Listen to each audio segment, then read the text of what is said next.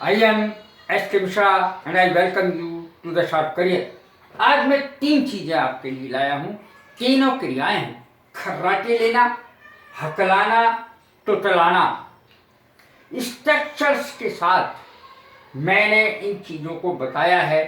जैसे वह हमेशा सोते समय जोर जोर से खर्राटे लेता है या सोते सोते खर्राटे लेता है, एक ही बात है। इसका स्ट्रक्चर देखें।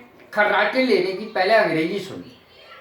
खर्राटे लेने की अंग्रेजी है स्नोर, और यदि इसमें डी लगा दिया जाए तो सेकंड और थर्ड फॉर्म बन जाती है SNORE, snore.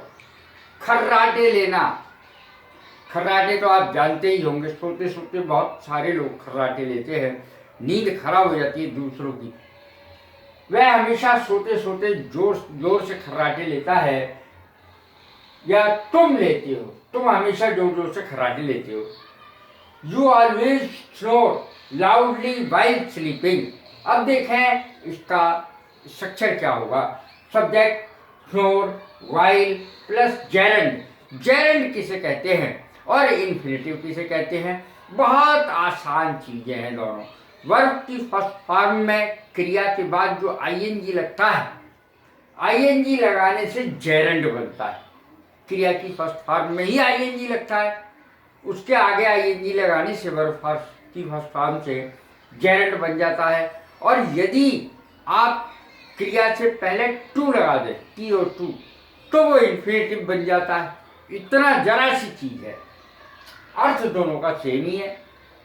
You always snore loudly. Loudly माने जोर से, स्नोर माने खर्राटे लेना। मैंने 3 चीजें लिखी हैं, ऑलवेज, नेवर, ऑफन। कोई भी चीज लगा सकते हैं। ऑलवेज माने हमेशा, नेवर माने कभी नहीं, ऑफन माने अक्सर।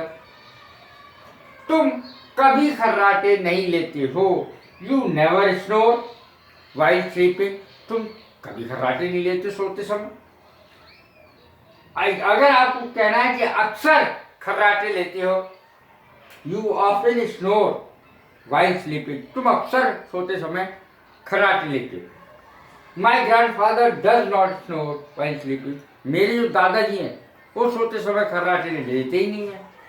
दादी जी, दादाजी, grand mother, brother, sister, mother, कोई भी हो सकता नहीं। मेरे दादाजी सोते समय खर्राटे नहीं लेते हैं। इसकी अंग्रेजी मैंने बनाई, प्रेजेंट डेफिनेट का सेंटेंस है। पहला भी, दूसरा नेगेटिव है, पहला अफर्मेटिव है।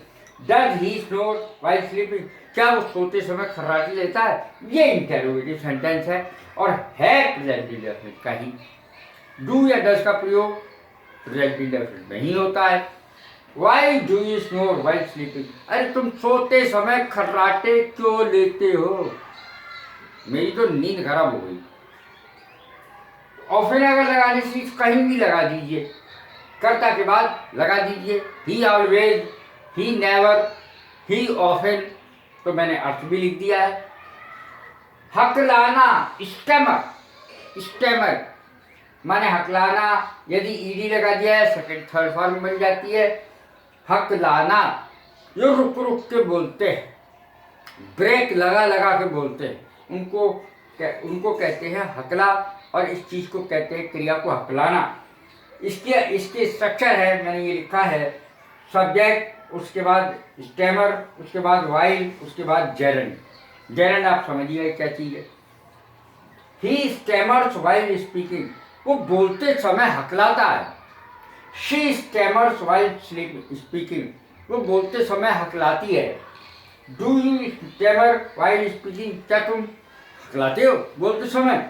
Y does she stammer while speaking. बोलते समय वो क्यों हकलाती है?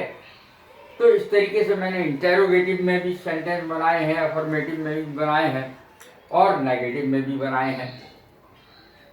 He does not stammer while speaking, ये नेगेटिव में हो गया, वो बोलते समय हकलाता नहीं है। तुतलाना। तुतलाना तो आप जानते ही हैं कि किसे कहते हैं। बहुत सारी फिल्मों में दिखाया गया है तोतलापन, यानी कुछ का कुछ बोलते हैं, जैसे रा को ला बोलते। तो तुतलाना, बच्चे तो बोलते ही, कुछ बड़े भी तोतले होते।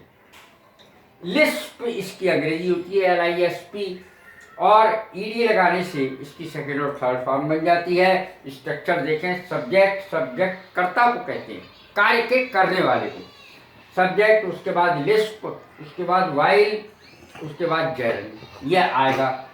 ही लिस्प वाइल स्पीकिंग, वह बोलते समय तुतलाता है। माई सन लिस्प वाइल स्पीकिंग, मेरा बेटा बोलते समय तुतलाता है। Does your child Lisp while speaking, क्या तुम्हारा बच्चा तुतलाता है बोलते समय? क्या तुम्हारा बच्चा तुतलाता है? Why do you Lisp while speaking, तुम बोलते समय तुतलाते क्यों? कैसी लगी मेरी वीडियो? लाइक करें, शेयर करें, सब्सक्राइब करें और ब्लेस यू। Thank you.